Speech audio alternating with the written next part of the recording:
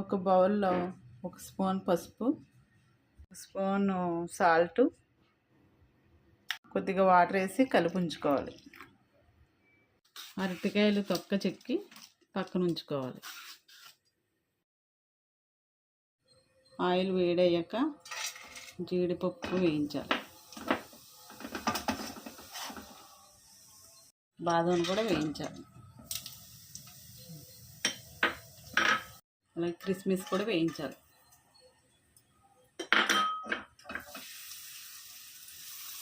ఇలా dry fruits వేయించి పక్కన ఉంచుకోవాలి. వేపాకు కూడా వేయించి అందులో వేయాలి. ఇంకా ఎండు మిరపకాయలు కూడా వేయించాలి. ఇలా తురుముకొని పక్కన పెట్టుకోవాలి.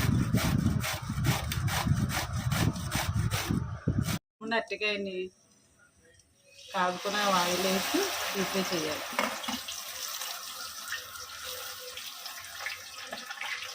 ఇందులో కొంచెం పసుపు ఉప్పు కలిపింది అలా జల్లాలి.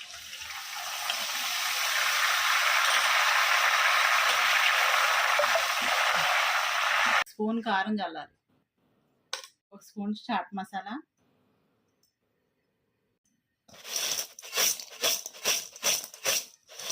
బాగా కలుపుకొని ఇందులో వేయించిన కరివేపాకు, ఎండుమిరపకాయలు వేయాలి.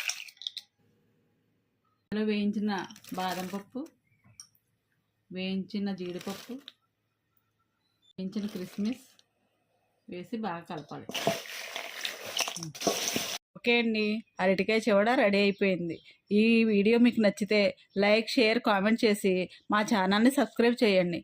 Okay, thank you.